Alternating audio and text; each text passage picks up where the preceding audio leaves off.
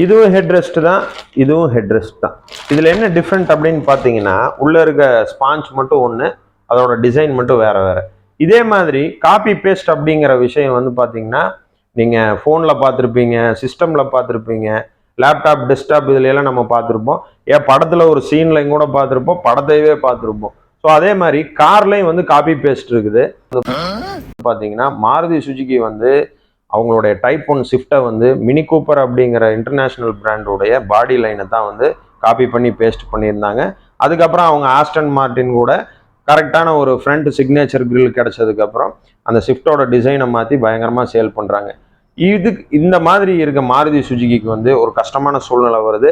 அவங்க ஊர் கம்பெனியான டொயோட்டாக்கு ஒரு பிரச்சனைன்னு ஒன்றையுமே நம்ம மாருதி சுஜுகி உடனே களத்தில் இறங்கி பலேனோவை வந்து கிளான்ஸாவாகவும், கிராண்ட் விட்டாராவை வந்து அர்பான் க்ரூசராகவும், ஃப்ராங்ஸை வந்து அர்பான் க்ரூசர் டைசராகவும், இன்விக்டாவை வந்து இன்னோவா எர்டிகாவை வந்து ரூமீனாகவும் சேல்ஸ் பண்ணுறதுக்கு அனுமதிச்சாங்க.